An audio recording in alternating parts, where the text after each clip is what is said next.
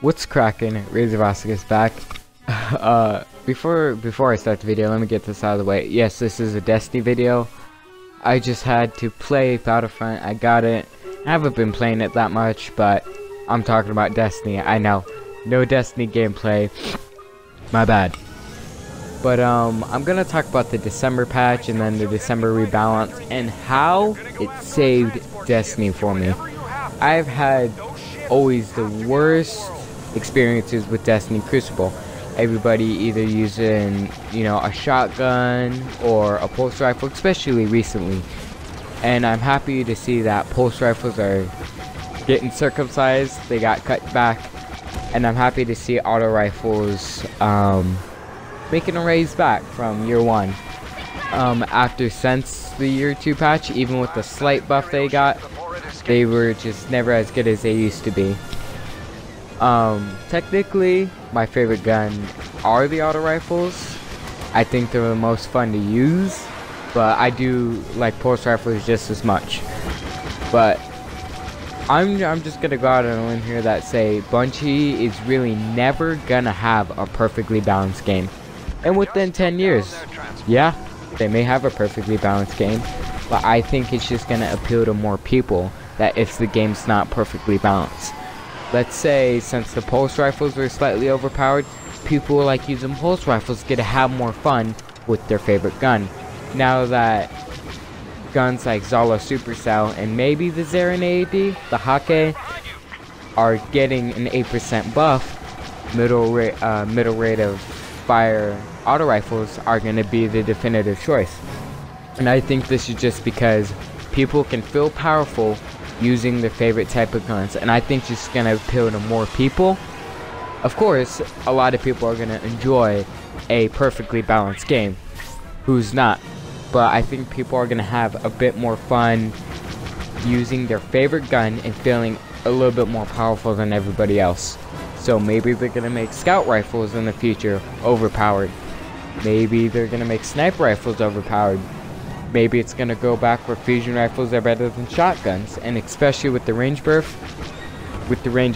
to shotguns, I think this definitely can be a possibility. On the other hand, with PvE, I think every gun should be good. It should always be perfectly balanced in PvE, just because everybody's gonna flock to their favorite weapons, and there shouldn't be a definitive gun that's better than other guns. I feel that if you want to use an auto rifle, have fun. Use your Suros Regime, use your Zarin AAD. If you like pulse rifles, use the Hawksaw, Red Death. If you like scout rifles, Mida Multi-Tool, Boolean Gemini, Hungjury, and if you even like hand cannons, AS Moon or Half Moon. I think they're just doing that because it's going to appeal to more people within the 10 years they have. As with adding more guns into the game, yeah, I like it. They're adding in Mida Multi-Tool and a few others. What I'm most excited for is probably Mida and the Armamentarium. This was my favorite year 1 exotic for my Titan. Having 2 grenades, especially in the Crucible, I could just dominate. I've always been really good with the sticky grenades. I feel right at home. I'm going to use it right when it comes out. I'm going to spend the legendary marks on it. It's great. Third and most likely last thing I want to cover is the challenge mode, the new challenge mode coming to King's Fall. I thought it was going to be a challenge. I found a raid group off of LFG. I knew how to do the challenge. You can't have the same ore twice, or one person can't have the ore twice. And I'm a little confused on this one. The War Priest shoots faster, but I'm not sure if you have to do it in 2 rounds to actually get it. We happen to finish it in 2 rounds to get the rewards. I'm not sure if you fail to do the challenge that you don't go on, or you don't get the rewards. I think if you do it normal, you just don't get the rewards. I'm not too sure about that. I'm pretty disappointed. It did not feel like a challenge. I'm still excited to see Golgoroth and Oryx. Maybe we'll have to use all 6 pulls of Golgoroth. You know, maybe do it in one round, and then Oryx, maybe the Blights do less damage. Or there's 2 vessels.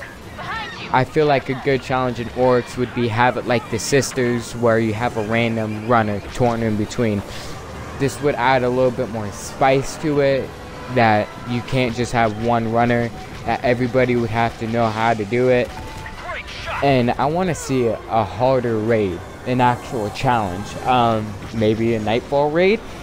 You can only do it once a week. It always has all the challenges, but it's only guaranteed to drop 1 320 or 2 320s, and it's gonna have all the challenges active and a little bit harder. Say the Sisters you have to complete in 2 rounds, or you know, Golgoroth are gonna have to use all 6 pulls, and War Priest, which was not a challenge. That's just my idea. And then at the end of the raid, it'll end 30 seconds from the end of the raid, and then you get another shot at rewards. Maybe they're not as good as Nightfall rewards. It's not as good as a loot pool, but maybe you should be able to get raid items that you're missing, or maybe new sparrows, legendary sparrows, a new raid sparrow, just something to spice it up for the 1% of Destiny players. This shouldn't be something that everybody can play, everybody can enjoy. This is mainly for the 1% of Destiny players. Maybe you're guaranteed an exotic. I don't know. Maybe you should make it that hard where, you know what, if you finish it, you're guaranteed an exotic. I don't think so, because even if you could do it once a week, I just think that's... I don't like that idea of being guaranteed an exotic while you're already guaranteed an exotic every Friday. Even though you may have that exotic, there's always the chance that you may not actually have it. But what are you gonna do? So I'll get out your hair, stay safe, and keep it cracking.